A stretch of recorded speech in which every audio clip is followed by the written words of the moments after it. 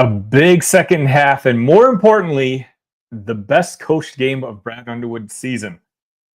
Illini beat Ohio State 87-79. Let's talk about it.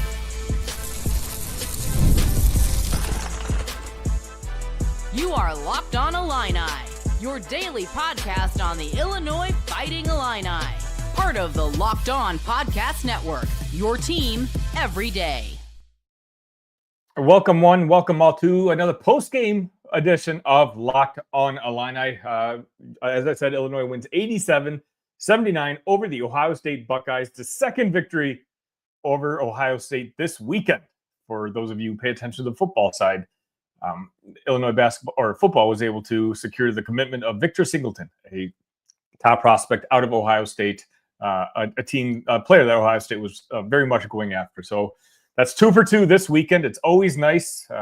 As you guys know, or I've mentioned, my wife is an Ohio State Buckeye grad, so these wins are especially nice for me. Today's episode is brought to you by FanDuel. Super Bowl 59 is here, and there's no better way to make every play more exciting than with FanDuel Sportsbook. New customers can bet just $5, and if you win, you'll score $200 in bonus bets.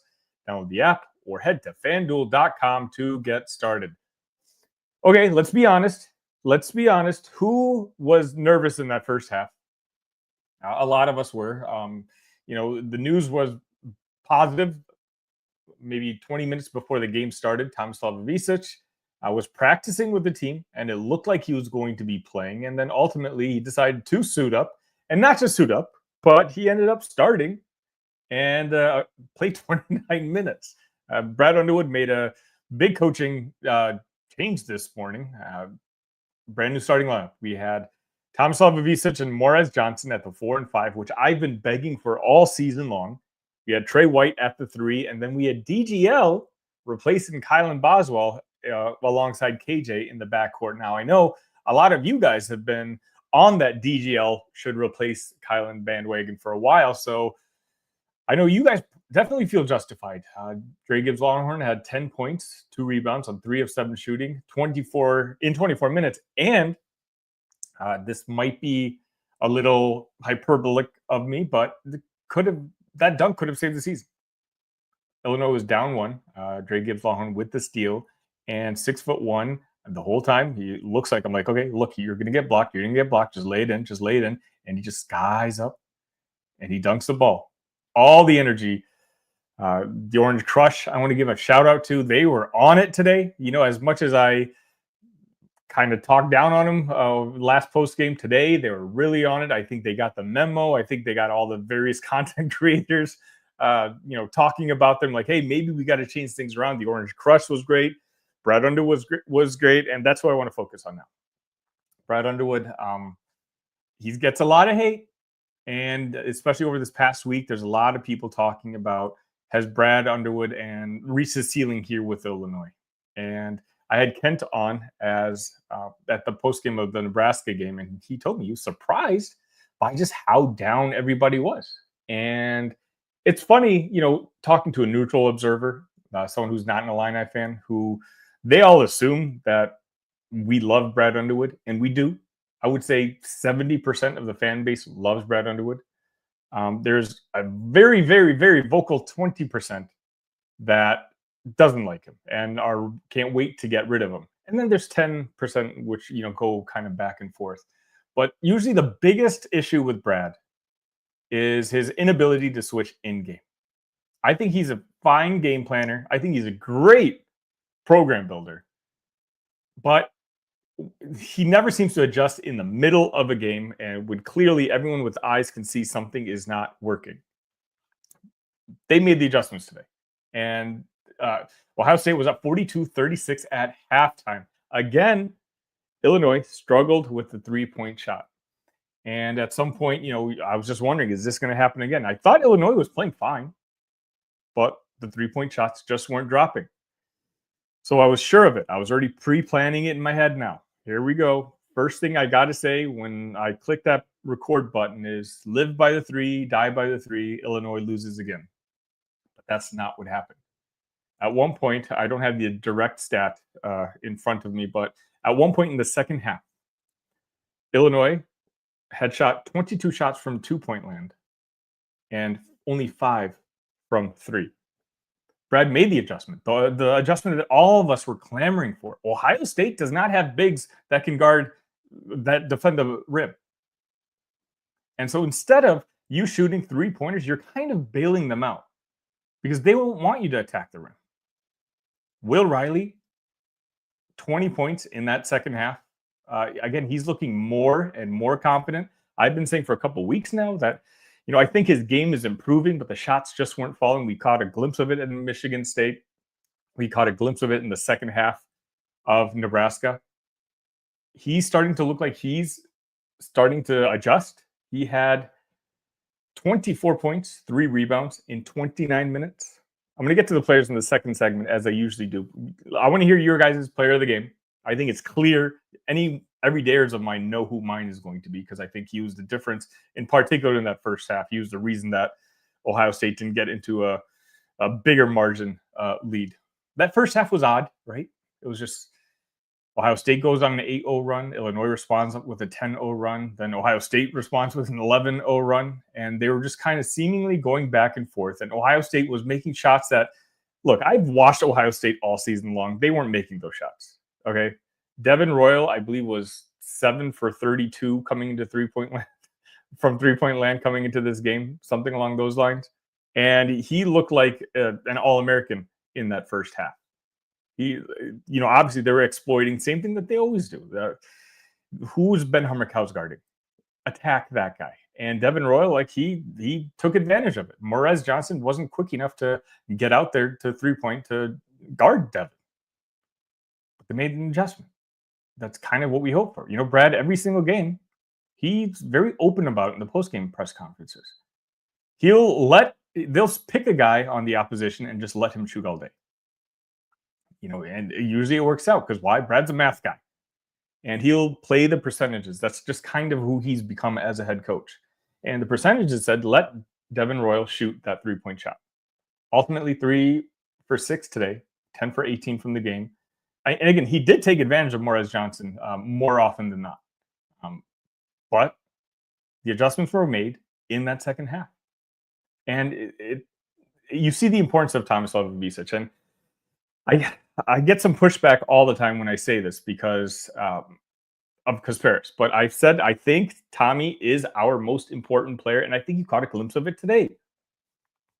He's vocal. He's always yelling on the defensive end. And on offense, he right now might be our best playmaker. I'm going to talk about Kasparis in the next segment because I'm kind of concerned about him, and something came to mind, so I did want to talk about it with you guys. But Tommy right now at the top of the key has amazing vision for a starting center. And he knows which guys are cutting. He knows exactly where to throw the ball.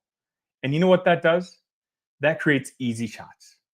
That means Illinois is not shooting three-point shots, which right now, let's be honest, we stink at. Tommy's creating more easy baskets for Illinois than Kasparis is. Kasparis right now, again, another turnover-filled day for him today, 4 on 2 of 8 shooting. Let's just talk about Kasparis right after this because I think this is important to talk about right after this.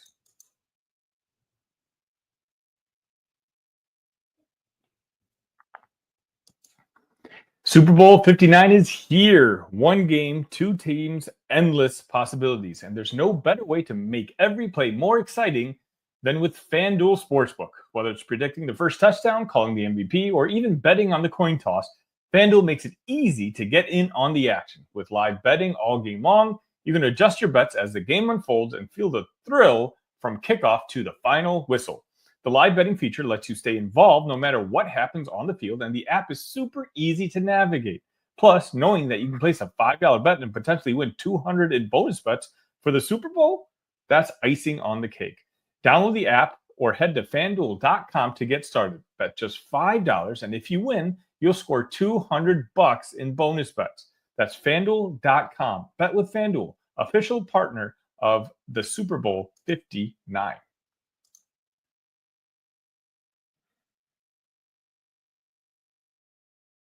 All right, welcome back. We got 103 people in here and 17 likes. That math isn't mathing for me, so make sure you hit that like button while you're here. Hey, we won, and we won comfortably. In that second half, you kind of saw what the upside of this Illinois team is. They showed us that this Illinois team is not just one that is going to live and die by the three-pointer. Because a lot of us, hand up, me included, were worried about that. We know when the three-point shot is falling, Illinois can beat anybody.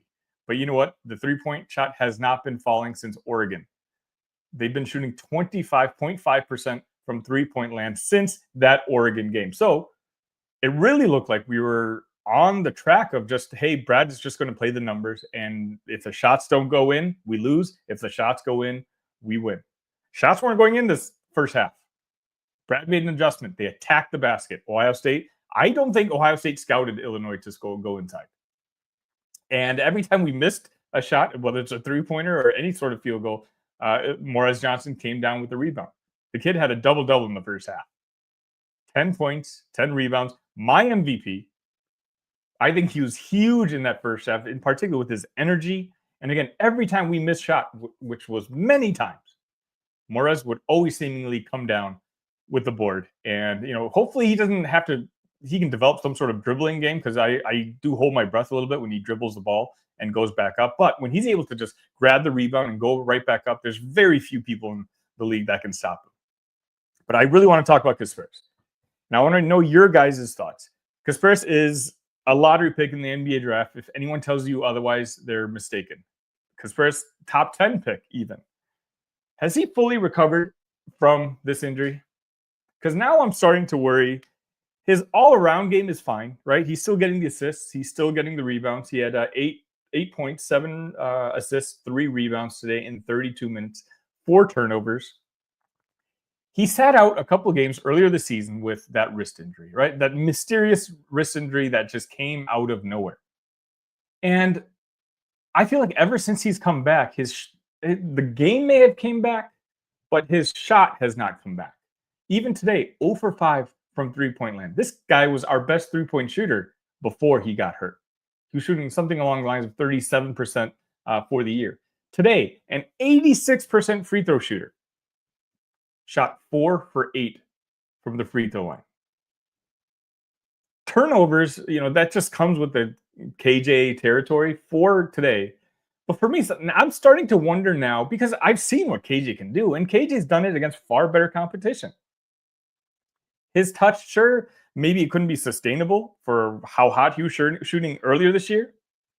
And granted, I did say that my everydayers in here know that, hey, there's going to be a freshman wall coming at some point this year, in particular with his offense. Well, maybe that's what he's facing right now. Maybe.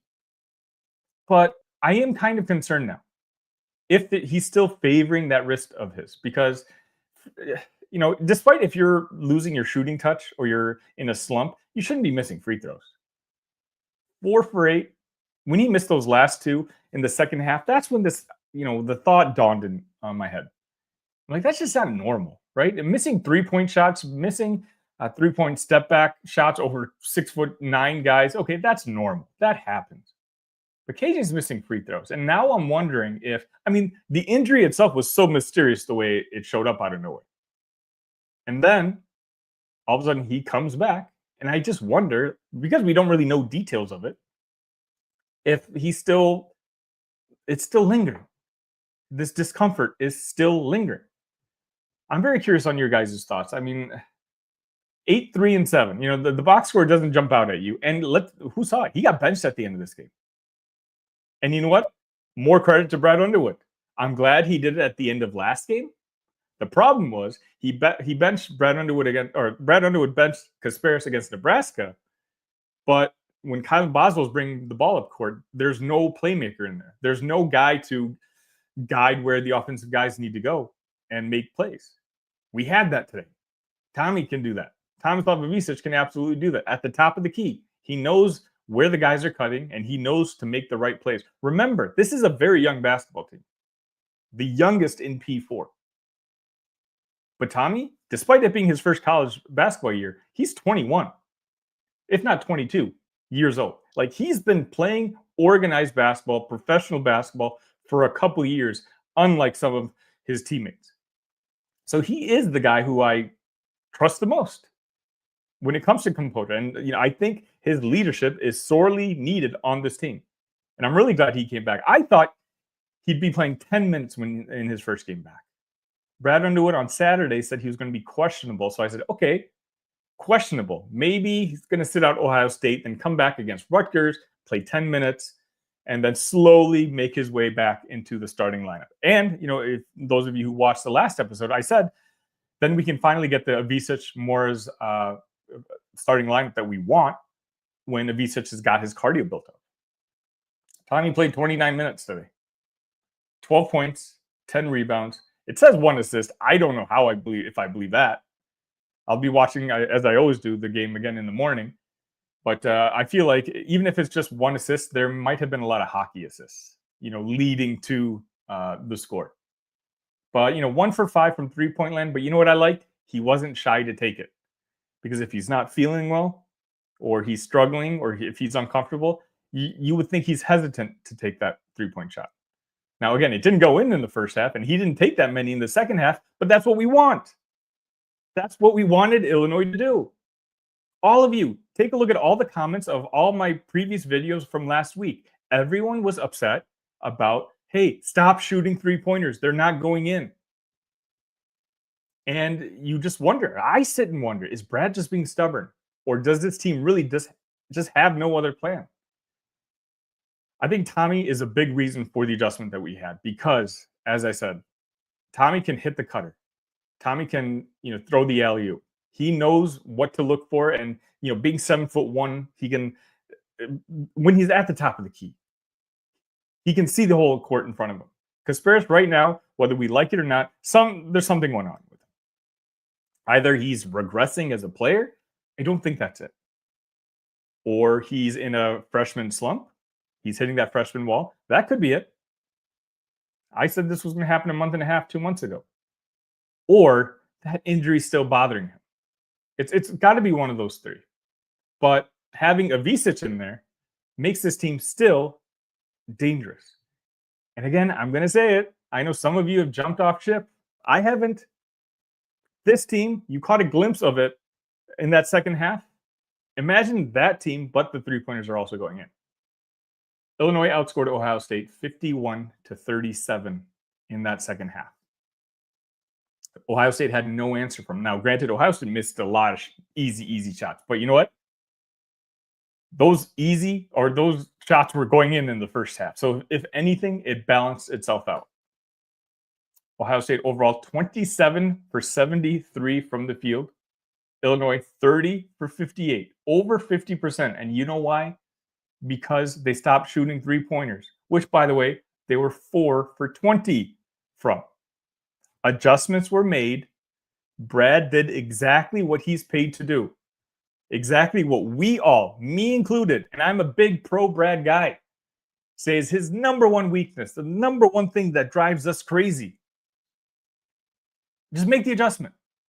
Stop playing the long game and just pay attention to what's happening right in front of you. And that's exactly what he did. Let's get to your comments right after this.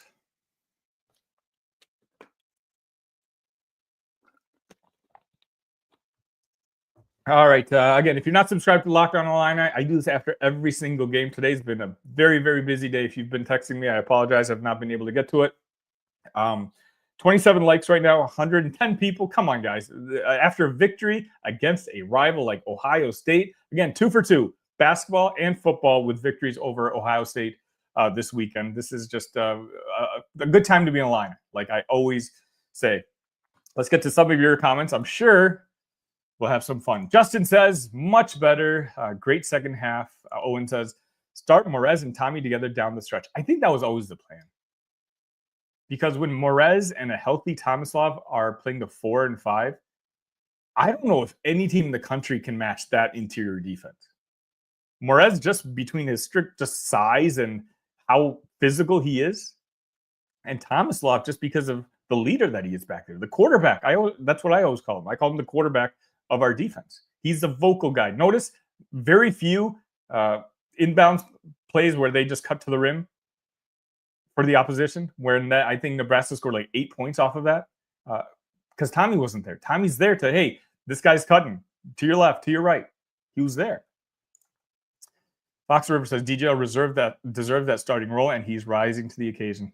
We say this all the time, right? And I've said this. DGL has the potential to be one of the best Illini stories that we've ever had. With his history, with his recruitment, with his family members. I mean, you put a gun to our head and you said, hey, there's only one player returning from last year's team. None of us would have picked Dre Gibbs Lawhorn. And here he is, not getting the minutes that he wanted early in the season. He could have sulked. He could have been upset. You never saw any of that. All you ever saw from him was energy. And you know what? He was one of the players who called out the team after Nebraska, saying, hey, I noticed there was a lack of energy. Again, proud of Brad. Brad said it in the postgame. He may need to make some changes in the starting lineup. Starting Dre Gibbs Lawhorn was the right thing to do because you rewarded the right behavior. Put up all your effort out on that basketball court, and that's what Dre does. And I hope this is just the start of a really productive career for Dre Gibbs Lawhorn. He's the one guy I sincerely hope stays all 4 years because he's just so valuable. He's the only one right now who, when he shoots a three-pointer, I am kind of confident it's going to go in. Having said that, he was 0 for 2 today. But again, that slam dunk that he had in that second half when we were down 3 points just kept skying. And once he hammered it down, the Orange Crush went crazy. The crowd went crazy. Ohio State had to call a timeout. And there's an image online that's going to go viral of him celebrating. Sahil, thanks for joining us. This is the team I've been waiting to see. Feels like Brad woke up finally. 100%. This was the Brad Underwood game because Ohio State had no answers. Jake Diebler, I'm not sure how good of a coach he is, but at least today, Brad Underwood ran circles around him. Oh, it says DGL, KJ, Morez, Tommy, and Boswell going forward. Yeah, I mean, Boswell's still in and out. I have my opinions on him, but I think I'm going to do a segment on it this week. Carson says, KJ doesn't look healthy to me. He had a bigger brace on last game, and his ability to catch the ball and free throw shooting seemed off today. So, all right, so Carson, obviously I didn't get a chance to read this before I made my point, but maybe you agree with me. I think we both might be onto something here. Joe says, Illinois stock back up. Absolutely. I hope you guys bought stock after Nebraska. This team, look, we got overhyped. The team was overhyped. And, it's because you had these flashy victories at away games. But when it comes down to it, it is a brand new roster. It's a brand new team. And it's a coach who's trying to figure out what to do when things aren't going right all the time. I think he did a great job today. I still stand by it. We're not winning the Big Ten Conference, but I still think Illinois goes the furthest in their tournament. Jason says, less of Ben and Jake on the floor is a major plus. See, Serena says, love Brad left the grind it out lineup in for the long stretch. Tommy and Morez providing great rim defense and rebounding made the difference. Sloppy play by KJ is troubling. How about that dunk by Dre? Yeah, it's... Again, the KJ sloppiness, I don't know. I really think that he's uncomfortable right now. Joe says Brad made a half-mind adjustment. The insanity. David said Riley playing better for several games now and a good game adjustment to stop shooting from three. That's all. We've all been begging for it. But you know what? It's one of those where maybe the idea moving forward is let's see how that first half goes. Let's see if the threes fall. If the threes are falling, don't change anything. 10, 15 minutes in, if you're making three-pointers, keep shooting the three-pointers. But maybe, the plan moving forward is, all right, if it doesn't, let's switch it up. And we have, as long as Tommy's in, we have the guy to switch it up. Because if he's not, because Ferris is not the playmaker he was before his injury. And again, for what reason, we don't know. But he's just making a lot of turnovers, and guys aren't getting the open shots that they got pre-injury. Justin says Ben needs to play off the bench. Mike says cannot get overconfident. Got to keep this up on Tuesday. Yeah, Rutgers is going to be a huge matchup. I know one of their guys is out. I forget which one. I was confused the two. I think it's Ace Bailey. He's the one who's not playing right now. Watch him come back for that game. That's just feels like something that would just happen to the Illini. Carson says Kylan needs some recognition today. Yeah, I was angry at Kylan because he blew that wide open layup at one point, but he made up for it with some really tough contact layups later in the game. We get to more comments right after this.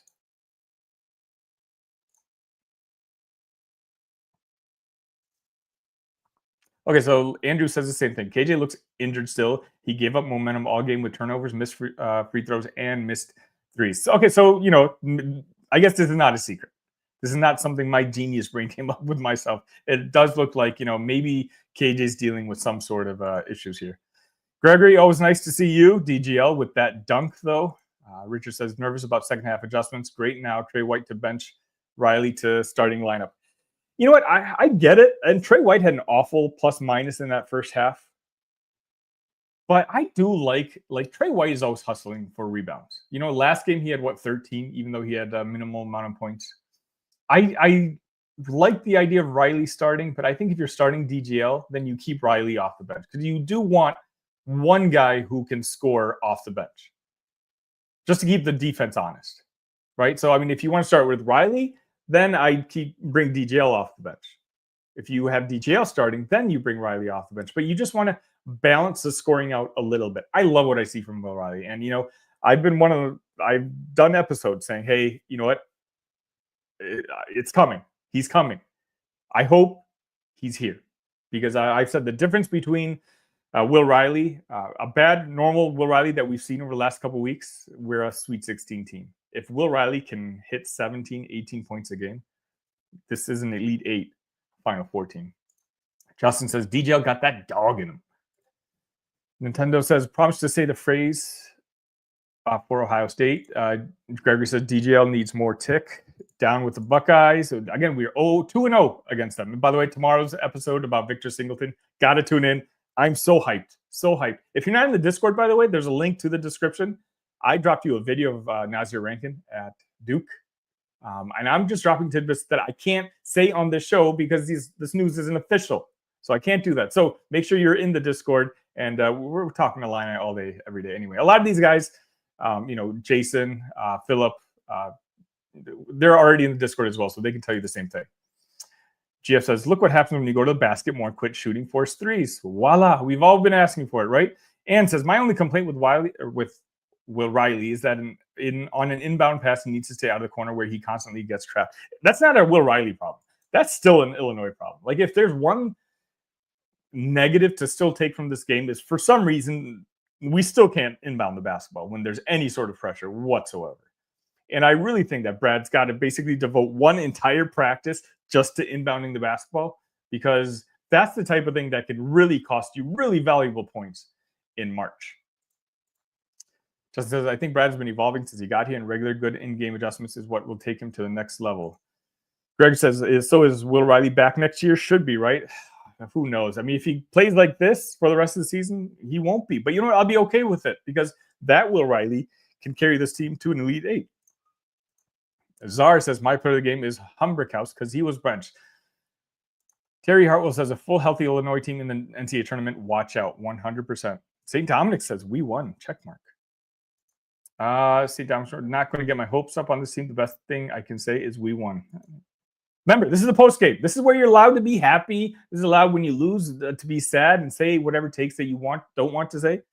Remember, I've said things on the post game, and then 24 hours later, after rewatching the game, completely backtracked. You're allowed to do the same thing. Just enjoy. KJ's thing about the NBA draft, maybe he's not focused. I'm not sure I agree with that, St. Dominic's. Nintendo Maker says, okay, I'm not trying to be a downer, but we can't let Tommy become back, make us overconfident in our ability to win. I'm not saying that at all. I'm just saying the team is clearly better. Clearly better. He's, despite being his first year of college basketball, he's one of the oldest players on this basketball team. And not only that, I said this in the beginning of the episode. I've always said he's the most important player on this basketball team. I truly believe that. We had a bad Kaspersky game today. We had an average Tommy game today, and Illinois won. No more one and done players. It never works in the long run. You know what, St. Thomas, I can't agree with you there. I think national championships are built off of NBA players. And UConn last year, they had 3, 4, 5 NBA players on that roster. I think that's just what it takes. If KJ keeps making those turnovers, he's not going to the NBA draft. KJ's going to the NBA draft, guys. Trust me, we're overreacting here as Illini fans. There's not one single NBA GM that would not take him in the lottery pick. There's something going on. I think he's hurt. That's all. Joe says, get healthy, be whole, and be competitive, make a run. And the key is now the attention's not going to be on the Illini.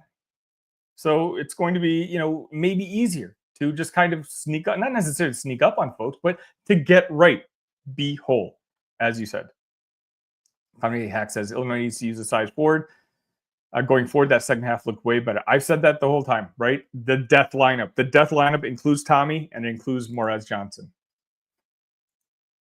All right. We're already at 31 minutes, so I'm going to wrap things up here. Thank you all so much for tuning in. Please, if you don't mind, hit that like button on your way out. I sincerely appreciate it. If you haven't subscribed already, we're almost at 2,100 subscribers. Almost. Please help me make that. It's not going to happen. My goal is at the end of January, but it might happen in February. So please, if you don't mind, hit that subscribe button. I got new content coming for you. Tomorrow, we talk Victor Singleton. I'm hyped. You will be hyped too after you watch this episode. Until then, love you guys.